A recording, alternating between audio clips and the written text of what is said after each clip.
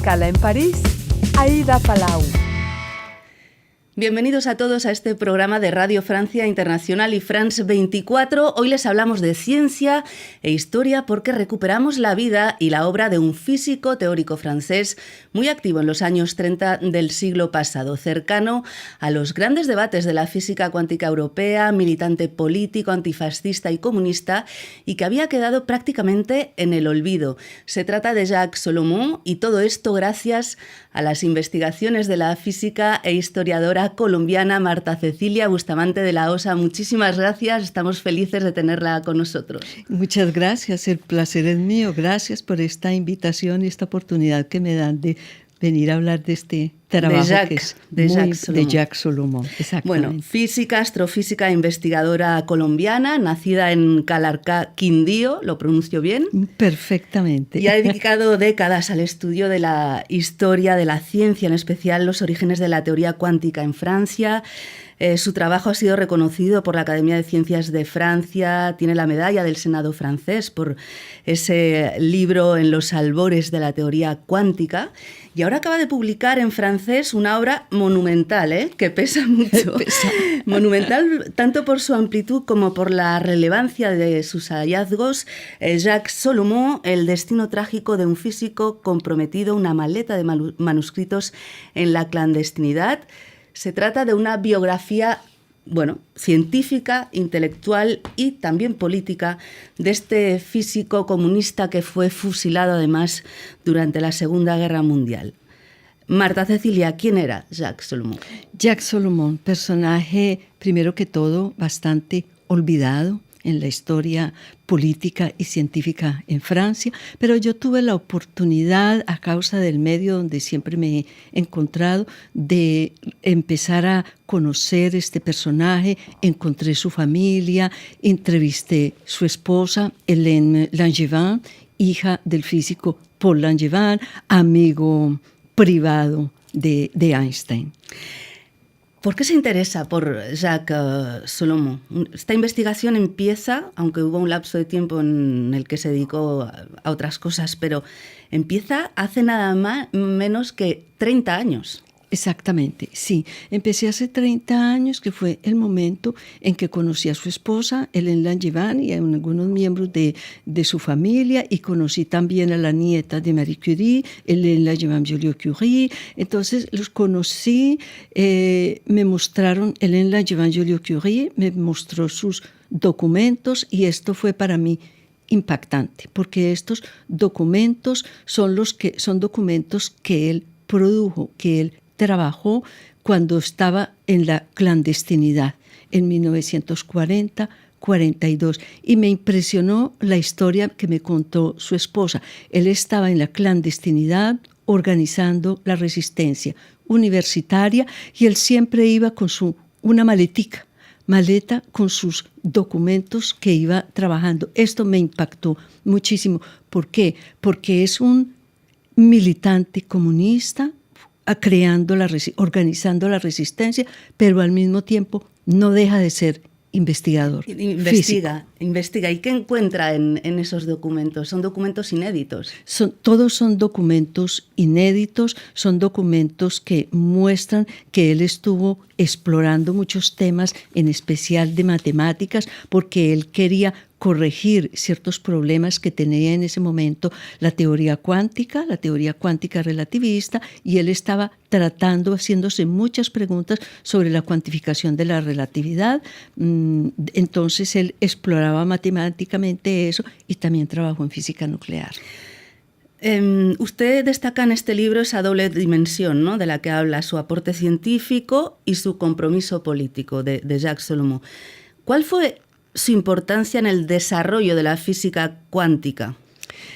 A ver, esa pregunta ya me la han hecho varias veces, y es difícil responderla en algunas palabras, ¿Por qué? Porque como yo lo dije la semana pasada en la universidad, en una conferencia que estaba dictando, no hay una ecuación Solomon, no hay una teoría Jacques Solomon. Ni un paradigma Solomon. No hay un paradigma Solomon, pero fue el tipo de exploraciones, el tipo de preguntas que él se hizo que marcan verdaderamente. Por ejemplo, fue uno de los pocos que durante los años 30 se hizo preguntas sobre la posibilidad de cuantificar la gravitación. ¿Cómo se explica que una figura de esta importancia haya quedado relegada a un segundo plano, ¿no? Relegada de esa memoria científica francesa o europea? Europea. Verdaderamente murió muy joven.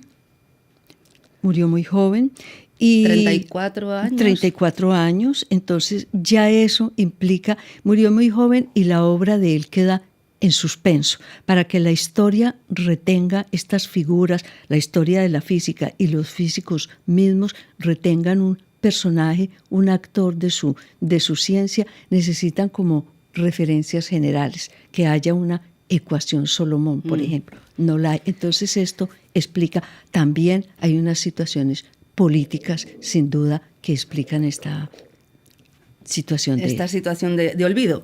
Olvido. Fue un intelectual y un científico profundamente comprometido, y uno de los encuentros que marcó su trayectoria y que explica muy bien en el libro su trayectoria política fue el que tuvo con George Politzer, que era profesor de filosofía, con el que se sentía muy identificado porque además tenían como lugares comunes, ¿no? Eran ambos judíos y originarios, digamos, de Europa central o del este, ¿no? Hungría y Rumanía. ¿Qué representó esa amistad para la trayectoria de Solomon? Esa amistad representó muchísimo para la trayectoria de Solomon. Por ejemplo, cuando él lo conoció, Politzer ya era miembro del Partido Comunista. Politzer era un personaje bastante brillante, bastante, ¿cómo decirlo? Se expresaba muy bien. Solomon era un tímido, era un físico tímido, reservado, mientras que Politzer era otro tipo de persona. Entonces yo creo que Politzer le ayudó a él a abrirse y a integrarse en el Partido Comunista. ¿Y hasta qué punto este compromiso político influye en su trabajo científico? En su trabajo científico sí tiene una influencia, sí, porque Solomon, déjeme decirle, cuando él entró al Partido Comunista, él le dijo a alguien de la familia Langevin-Curie, le dijo: yo voy a asumir absolutamente la ideología, la dimensión política comunista. Quiero convertir la montaña al comunismo. ¿Y eso qué implicó él? Implicó que el materialismo dialéctico, que era la filosofía que los comunistas tomaban en este marco intelectual, entonces el materialismo dialéctico, y Solomon trata de hacer una interpretación de la física a la luz del materialismo dialéctico. Como comentabas antes, durante la clandestinidad sigue trabajando. ¿Cómo se conservan esos documentos y cómo sobreviven a la guerra?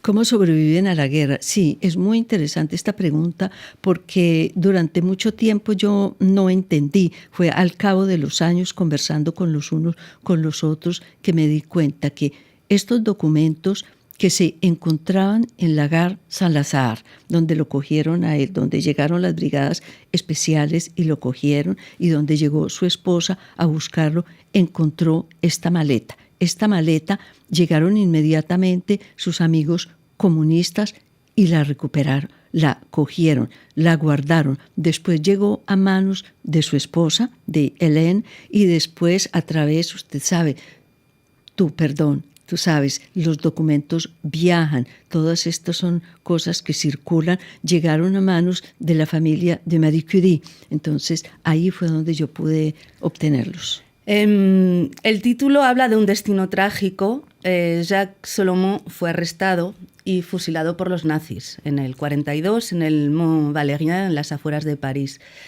Era judío, comunista, antifascista. Pero ¿qué sabemos exactamente de su arresto? ¿Qué descubres cuando vas allí a consultar los archivos de la prefectura de París? Ya, sí, ese es, cuando a mí me preguntan sobre el libro, yo en general, porque la gente le da miedo un poco por la parte científica y tal, entonces yo les digo, si no quieren, les da miedo entrar a la parte científica, denle una ojeada, pero vayan al último capítulo y al epílogo, porque yo ahí cuento muy bien cómo los arrestaron en París, las brigadas especiales. Yo muestro cómo funcionó el sistema que desarrolló la policía, las brigadas especiales para arrestar a los comunistas. A él lo denunciaron las personas que trabajaban en el edificio. Ellos arrendaron un local para poner una especie de imprenta allí y poder imprimir toda la propaganda antifascista. Y los denunciaron. Entonces fue a través de estas personas que los conocieron que los arrestaron. Yo todo eso lo explico ahí en el libro. Después de tantos años estudiando su vida y su obra, ¿qué es lo que más le sorprendió de Jacques Salomon? ¿Qué fue lo que más me sorprendió? Que siendo en circunstancias tan difíciles como fueron las de su vida en la clandestinidad, 1940, principios de 1942, él siguiera investigando. Fue investigador científico hasta el final. También me impresionó, evidentemente, toda la trayectoria trágica. Su padre venía de Rumania, huyó al antisemitismo, participó a la Primera Guerra Mundial y la historia continúa luego con su hijo. Persiguiéndolos en Francia. Sí, sí. ¿Por qué vale la pena leer esta biografía 84 años después de su asesinato? Vale la pena, yo pienso que hay casi todos los elementos son de mucha actualidad. Verdaderamente son de mucha actualidad. Hay actualmente mucha violencia en los partidos políticos, violencia en nuestra sociedad. Nuestra sociedad ya asumió la gramática de la violencia como en los años 30. Entonces yo pienso que era muy importante mostrar eso y mostrar a qué nos puede llegar. Nos puede llegar a la guerra, y esto evidentemente es algo supremamente trágico.